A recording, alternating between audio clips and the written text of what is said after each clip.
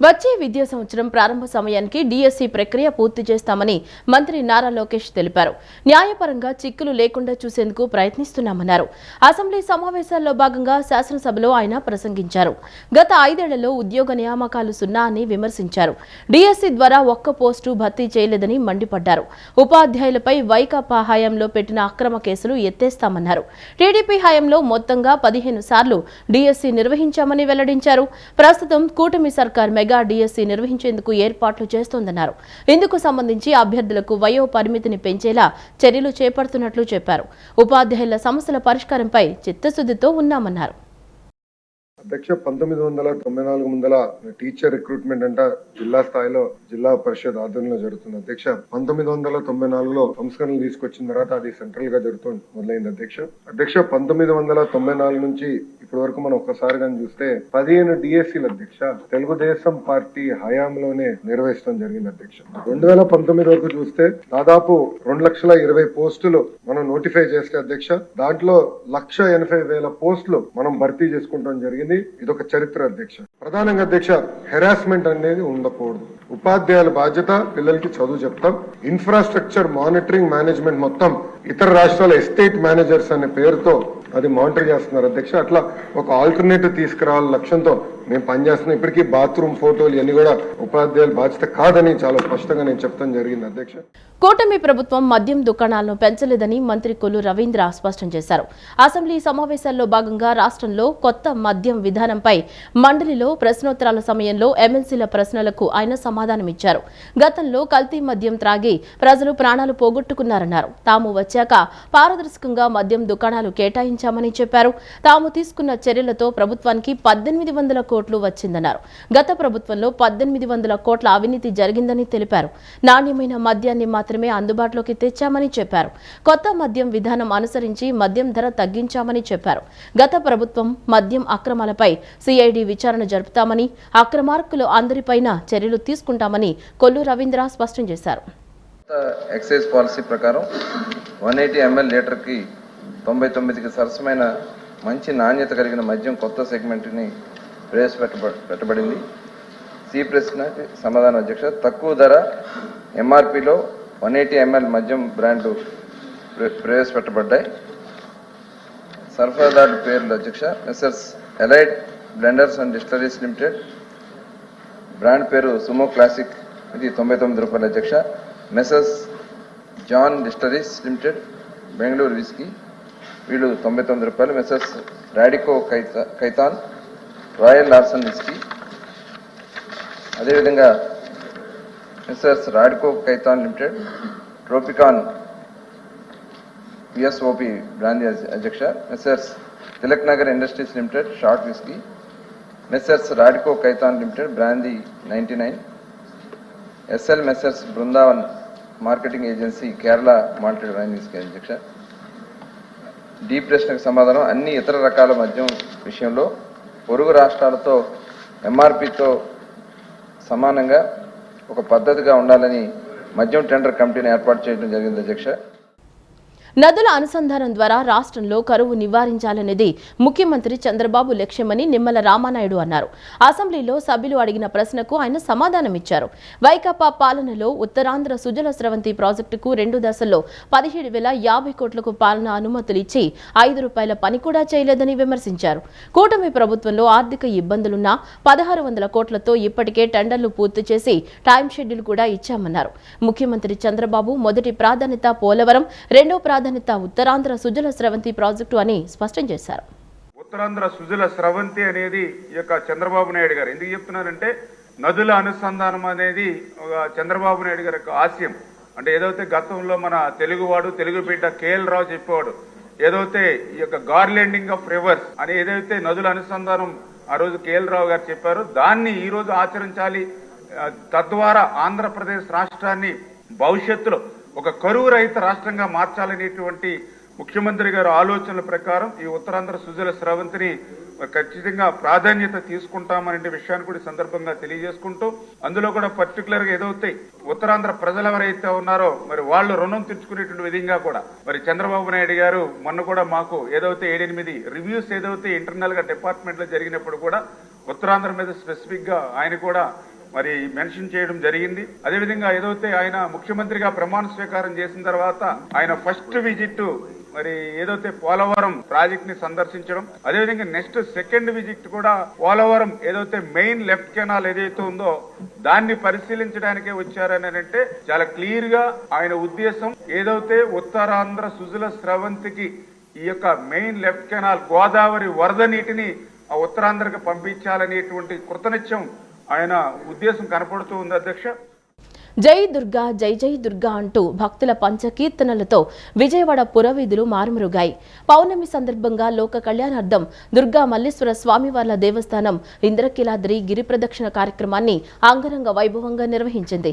పెద్ద సంఖ్యలో భక్తులు గిరి ప్రదక్షిణ కార్యక్రమంలో పాల్గొని అమ్మవారి ఆశీస్సులు అందుకున్నారు. పౌర్ణమిని పురస్కరించుకుని శ్రీ దుర్గా మల్లేశ్వర స్వామివార్ల గిరి ప్రదక్షిణ కార్యక్రమం కన్నుల పండుగ సాగింది. తెల్లవారుజామున గంగా పార్వతి సమేతుడైన మల్లేశ్వర స్వామి పురవీధిలో ఊరేగుతూ భక్తులను కటాక్షించారు. దుర్గగుడి ఘాట్ రోడ్ వద్దనున్న కామధేను అమ్మవారి ఆలయం నుంచి గిరి ప్రదక్షిణ కార్యక్రమం ప్రారంభమైంది. గంగా పార్వతి సమేత దుర్గా మల్లేశ్వర స్వామివార్ల ఉత్సవమూర్తులకు ఆలయ ఈవో రామారావు అర్చకులు పూజాధికారులు నిర్వహించారు. అనంతరం ఆలయ ఈవో స్థానాచార్యులు విష్ణుపొట్ల శివప్రసాద్ శర్మ కొబ్బరికాయ కొట్టి గిరి ప్రదక్షిణను ప్రారంభించారు. వేద పండితుల మంత్రోచ్చరణలు, అమ్మవారి నామస్మరణలు, మేళతాళాలు, మంగళ వాయిద్యాల నడుమ గిరి ప్రదక్షిణ ఆద్యంతం కన్నుల పండుగగా సాగింది. భక్తులు స్వామివార్ల గిరి ప్రదక్షిణ కార్యక్రమంలో భక్తి శ్రద్ధలతో పాల్గొన్నారు. భక్తులు పెద్ద సంఖ్యలో స్వామివార్లను దర్శించుకుని ప్రత్యేక పూజలు చేసి మొక్కులు చెల్లించుకున్నారు. ప్రచార రథం కుమ్మరిపాలెం సెంటర్ నుంచి సితారా, పాల ఫ్యాక్టరీ, చిట్టినగర్, కొత్తపేట, నెహ్రూ బొమ్మ సెంటర్, బ్రాహ్మణ వీధి ప్రాంతాల మీదుగా మల్లికార్జున మహామండపానికి చేరారు. కార్యక్రమంలో దేవస్థానం అధికారులు, సిబ్బంది, వైదిక కమిటీ సభ్యులు పాల్గొన్నారు.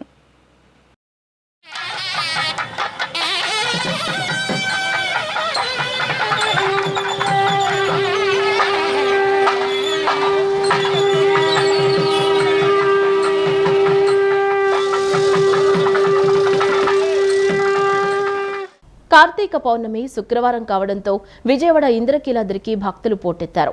వేకువజాము నుంచే భక్తులు భారీగా తరలివచ్చారు. పవిత్ర కృష్ణానదిలో స్నానమాచరించిన భక్తులు ఇంద్రకీలాద్రిపైకి చేరుకుని శ్రీ కనకదుర్గమ్మను, మల్లేశ్వర స్వామివారిని దర్శించుకున్నారు. భక్తులతో ఆలయ ప్రాంగణం కిటకిటలాడింది. కార్తీక పౌర్ణమి శుక్రవారాన్ని పురస్కరించుకుని విజయవాడలోని ఇంద్రకీలాద్రి భక్తులతో కిటకిటలాడింది. తెల్లవారుజాము నుంచే భక్తులు భారీగా తరలిరావడంతో ఆలయ ప్రాంగణం కిటకిటలాడింది. భక్తులు పవిత్ర కృష్ణానదిలో స్నానమాచరించి ఇంద్రకీలాద్రికి చేరుకున్నారు. ఆలయంలో క్యూ లైన్లో బారులు తీరి శ్రీ కనకదుర్గమ్మను దర్శించుకున్నారు. అనంతరం శ్రీ మల్లేశ్వర స్వామి ఆలయంలో స్వామివారిని భక్తులు దర్శించుకున్నారు. మల్లేశ్వర స్వామి ఆలయంలో స్వామివారికి విశేషాభిషేకాలు, అర్చనలు నిర్వహించారు. భక్తులు కుటుంబ సమేతంగా తరలిరావడంతో ఆలయ ప్రాంగణం కిటకిటలాడింది. భవానీలు, శివస్వాములు, అయ్యప్ప దీక్షాదారులు అధిక సంఖ్యలో వచ్చారు. కార్తీక పౌర్ణమిని పురస్కరించుకుని నగరంలోని వన్ టౌన్లో ప్రసిద్ధి చెందిన శ్రీ బ్రహ్మరాంబ మల్లేశ్వర స్వామివార్ల దేవస్థానం పాత శివాలయం భక్తులతో పోటెత్తింది.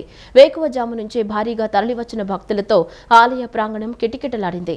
పవిత్ర కృష్ణానదిలో స్నానమాచరించి స్వామివారిని దర్శించుకున్నారు. కార్తీక పౌర్ణమిని పురస్కరించుకుని నగరంలో వన్ టౌన్లో ప్రసిద్ధి చెందిన శ్రీ బ్రహ్మరాంబ మల్లేశ్వర స్వామివారి దేవస్థానం పాత శివాలయంలో స్వామివారికి విశేష అభిషేకాలు, పూజలు, హారతులు ఇచ్చారు. తెల్లవారుజామున 4 గంటల నుంచే భక్తులు భారీగా తరలి రావడంతో ఆలయ ప్రాంగణం కిటకిటలాడింది. భక్తులు పవిత్ర కృష్ణానదిలో స్నానమాచరించి ఆలయంలో స్వామివారిని దర్శించుకున్నారు.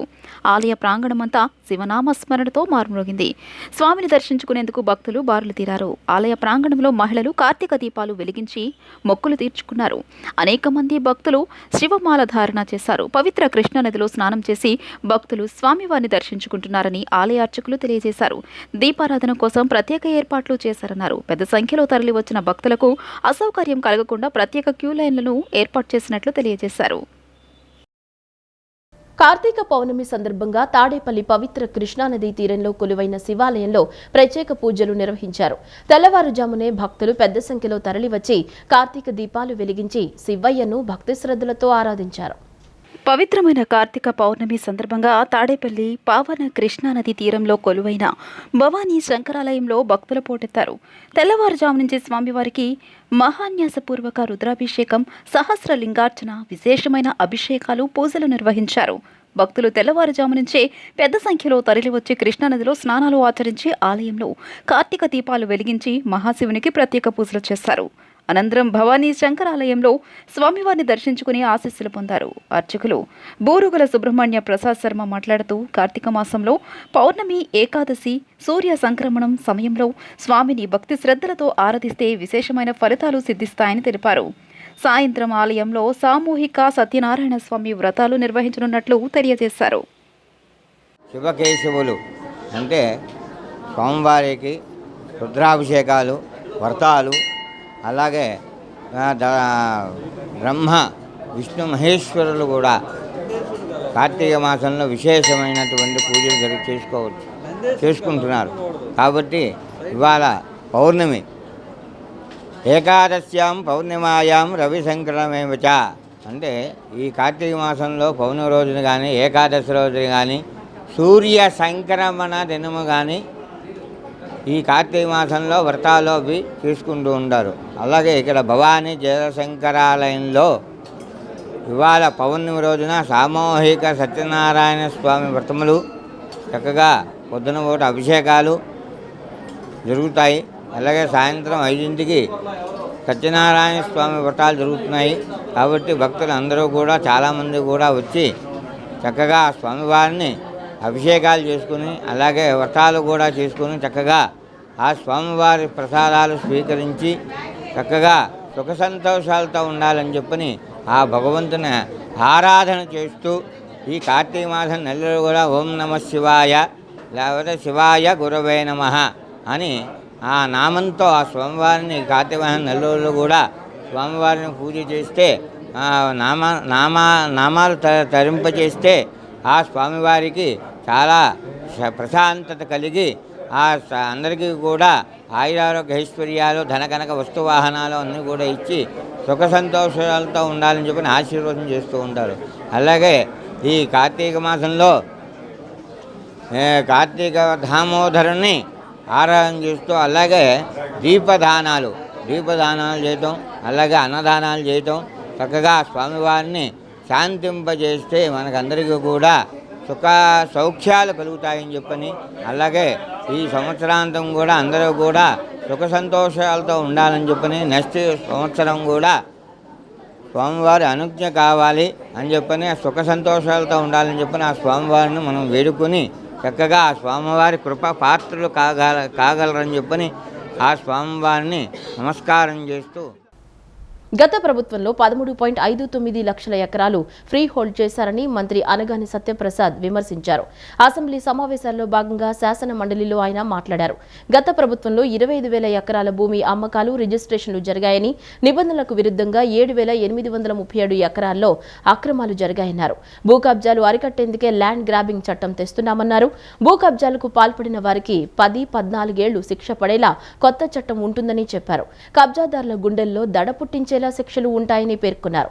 పేదల భూములు అన్యాక్రాంతం కాకూడదనే కొత్త చట్టం తీసుకొస్తున్నామని తెలిపారు. అయితే అసైన్ భూములు ఫ్రీ హోల్డ్ చేసేందుకు గాను అధ్యక్ష 22A నుండి తొలగించేందుకు అధ్యక్ష జియో నంబర్ 596 గత ప్రభుత్వం తీసుకొచ్చింది అధ్యక్ష కూటమి ప్రభుత్వం వచ్చిన తర్వాత ఫ్రీ హోల్డ్ చేసిన అసైన్ భూముల వివరాల్లో ఏమైనా తప్పులు దొరికాయా లేదా అనేసి రీవెరిఫికేషన్ చేయడం చేపట్టాం అధ్యక్ష.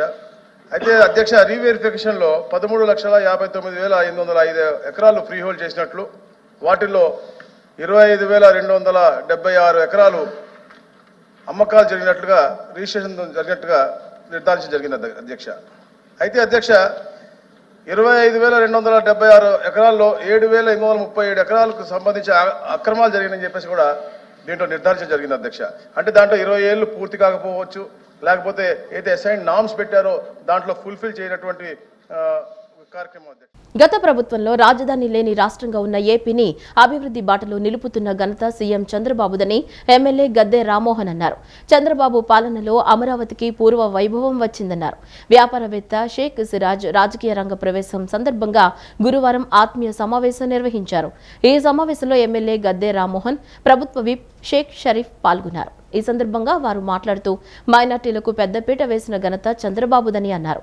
అన్ని వర్గాలకు అండగా ఉండేది చంద్రబాబు అని వారు స్పష్టం చేశారు. చంద్రబాబు పాలనలో అన్ని రంగాలు ముందుకెడుతున్నాయని చెప్పారు. షేక్ సిరాజ్ కి మంచి రాజకీయ భవిష్యత్తు ఉండాలని కోరుకుంటున్నట్లు తెలిపారు. గత ప్రభుత్వంలో రాజధాని లేని రాష్ట్రం 5 సంవత్సరాలు నడిపిన ఆ ప్రభుత్వం అంటే తలలేని ముండాన్ని కనుక రోడ్ల మీద తిరిగితే ఎట్లుంటుందో ఆ విధంగా ఆ ప్రభుత్వం ఉంటుంది. అందుకే ప్రజలందరూ కూడా ఒక్కొక్కరికి 50,000, 90,000, 70,000 మెజార్టీలు ఇచ్చి గెలిపించారు. అందువల్ల వారిని ఎప్పుడు కూడా తెలుగు జాతి మరవదు. అలాంటి వ్యక్తి ఈ రోజున ఒక ఉన్నతమైన పదవి, ఒక సలహాదారు అంటే ఆల్మోస్ట్ క్యాబినెట్ మంత్రితో సమానమైన పదవి.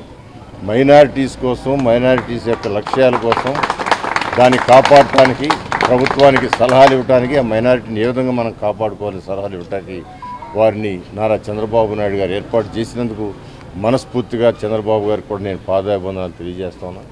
ఈరోజు వారికి రావటం అంటే ఇది అందరికీ మైనారిటీ సోదరులందరికీ వాళ్ళకి పదవి ఇచ్చినట్టుగా భావిస్తున్నారు. ఇది గొప్ప విషయం. దీనికి మనస్ఫూర్తిగా వారిని అభినందిస్తూ వారు మైనారిటీస్ కోసం కృషి చేసి వాళ్ళ హక్కులు కాపాడటానికి కానీ వారికి వచ్చిన ఏ సమస్య వచ్చినా కూడా ముందుండి నిలబడి ఈ ప్రభుత్వం ద్వారా ఆ సమస్యను పరిష్కరించడానికి వారు ప్రయత్నం చేస్తారు. మరి ఈనాడు బురకాలు ఉంటారు, గోశాలు ఉంటారు, వాళ్ళ ఇళ్ల నుండి బయటకు వచ్చి వ్యాపారాలు చేసుకునే పరిస్థితి ఉండదు. కాబట్టి అటువంటి వాళ్ళకి ఏ రకమైన ప్రభుత్వపరమైన సహకారం అందించాలో ఆ రకమైన సహకారం అందిస్తాం. మరి ముఖ్యంగా పిల్లలు డ్రాప్అవుట్స్ ఎక్కువగా మైనార్టీలు ఉన్నారు. చదువులు చాలా తక్కువ ఉన్నాయి. లిటరసీ రేటు చాలా తక్కువగా ఉంది. ఈనాడు ప్రభుత్వం కూడా ఈరోజు మైనార్టీ పిల్లల్ని ఎక్కువగా విద్యావంతులు చేస్తే వాళ్ళకి ఉద్యోగస్తులు కానీ వ్యాపారస్తులు కానీ తీర్చిదిద్దితే వాళ్ళ కాళ్ళ మీద నిలబడతారనేది ఒక ఆలోచన చంద్రబాబు నాయుడుకి ఉంది. కాబట్టి ఈ రాబోయే 5 సంవత్సరాల్లో ఒక వినూత్నాత్మకంగా పిల్లల భవిష్యత్తుని, యువకుల భవిష్యత్తుని, మైనార్టీల్లో పేదరికాన్ని తీర్చిదిద్దడానికి చంద్రబాబు నాయుడు గారు సహకారంతో నేను ముందుకు వెళ్తానని, ఆ రకమైన కృషి చేస్తానని సందర్భంగా మనవి చేస్తూ, రాష్ట్రంలోని అధికార టీడీపీ, ప్రతిపక్ష వైకాపాలు బీజేపీకు అనుకూలంగా మారి ఊడిగం చేస్తున్నాయని ఏపీసీసీ అధ్యక్షురాలు వైఎస్ షర్మిల విమర్శించారు. రాష్ట్ర విభజన హామీలను బీజేపీ ప్రభుత్వం విస్మరించి అన్యాయం చేసిందన్నారు. ప్రధాని నరేంద్ర మోదీతో 2 పర్యాయాలు చంద్రబాబు సక్రమంగా పొత్తు పెట్టుకోగా జగన్మోహన్ రెడ్డి అక్రమ పొత్తు పెట్టుకున్నా ప్రత్యేక హోదా సాధించడంలో వారు విఫలమైనట్లు ఆరోపించారు. గుంటూరు జిల్లా పెదకాకాని కూడెల్లో స్థానిక నాయకులు ఏర్పాటు చేసిన మాజీ ప్రధాన మంత్రులు జవహర్లాల్ నెహ్రూ, ఇందిరాగాంధీ, రాజీవ్ గాంధీ విగ్రహాలను ఏపీసీసీ అధ్యక్షురాలు వైఎస్ షర్మిల గురువారం ఆవిష్కరించారు. ఈ సందర్భంగా జరిగిన సభలో షర్మిల మాట్లాడుతూ రాష్ట్ర విభజన హామీలను బీజేపీ ప్రభుత్వం విస్మరించి అన్యాయం చేసిందన్నారు.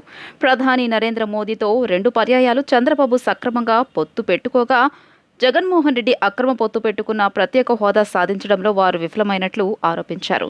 భాజపా, ఆర్ఎస్ఎస్ మతతత్వాన్ని ప్రోత్సహించి ప్రజల మధ్య చిచ్చు పెడుతున్నాయని విమర్శించారు. భాజపా రాజ్యాంగానికి తూట్లు పొడుస్తోందని మండిపడ్డారు. రాహుల్ గాంధీ ఆధ్వర్యంలో కాంగ్రెస్ అధికారంలోకి వస్తేనే అన్ని వర్గాల ప్రజలు సంతోషంగా ఉంటారని పేర్కొన్నారు. ఈరోజు బీజేపీ పార్టీ అధికారంలో ఉన్నంత వరకు మతతత్వ రాజకీయాలే చేస్తుంది బీజేపీ పార్టీ. మతం పేరుతో చిచ్చు పెట్టాలి, ఆ మంటలో చలి కాచుకోవాలి. ఇదే బీజేపీ చేస్తున్న రాజకీయం. ఇదే జరిగింది గోధ్రా అయినా, మణిపూర్లో అయినా.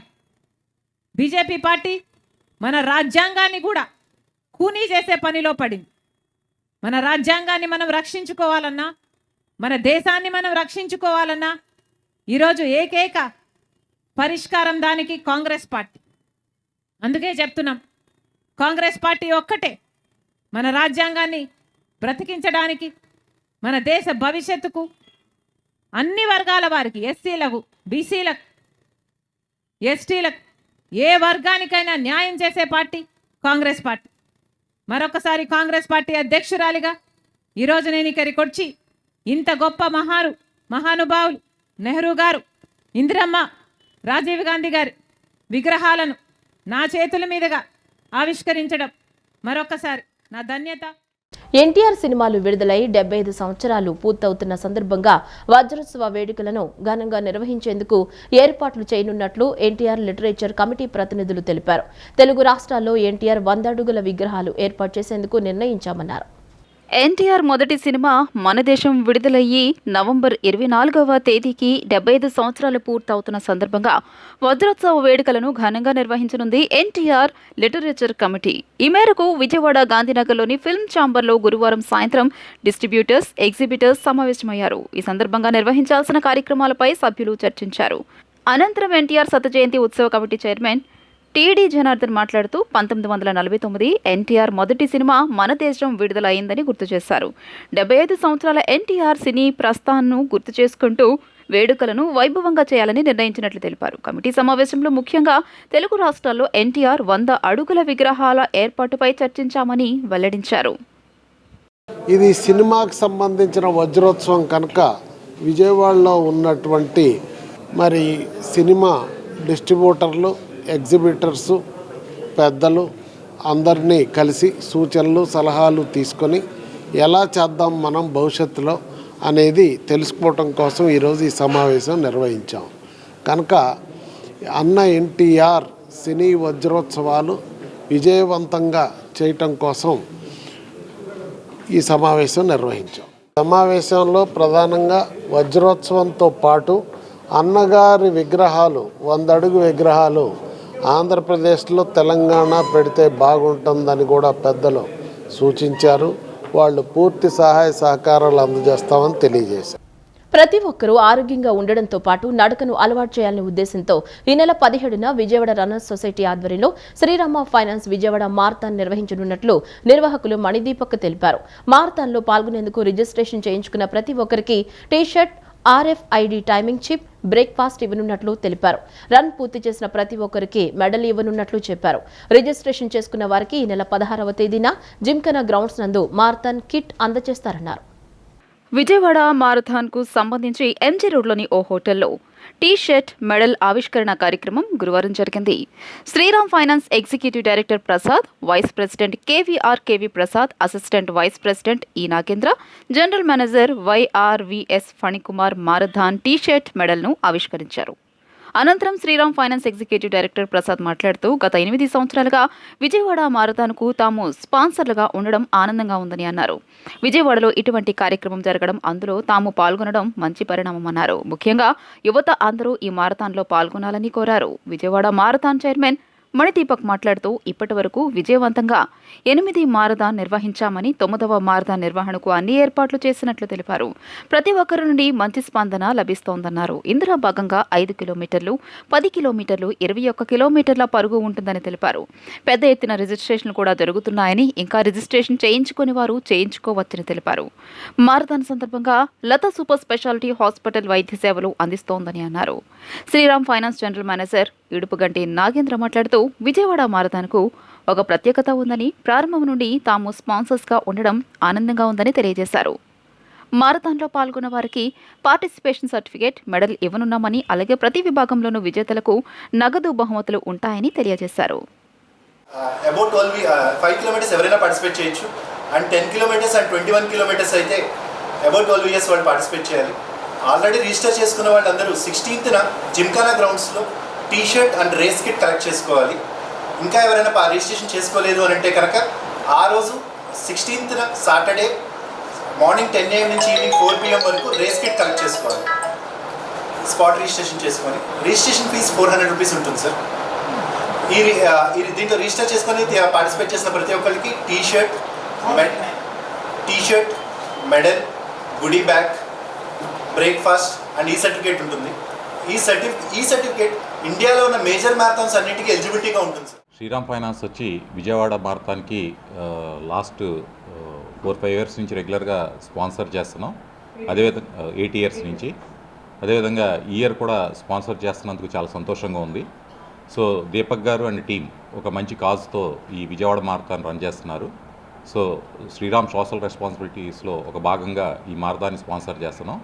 భవిష్యత్తులో వచ్చి శ్రీరామ్ ఫైనాన్స్ ద్వారా వచ్చి మరిన్ని సేవా కార్యక్రమాల్లో పార్టిసిపేట్ చేస్తామని మీ అందరికీ తెలియజేస్తూ, ఈ మారథాన్లో విజయవాడ ప్రజల వాసులందరూ కూడా మంచిగా సద్వినియోగపరుచుకుని, ముఖ్యంగా యువత ఎక్కువగా పార్టిసిపేట్ చేసి దీన్ని సక్సెస్ చేయాలని మనస్ఫూర్తిగా కోరుకుంటున్నాను. Thank you very much. ఈ వార్తలు ఇంతటితో సమాప్తం. నమస్కారం.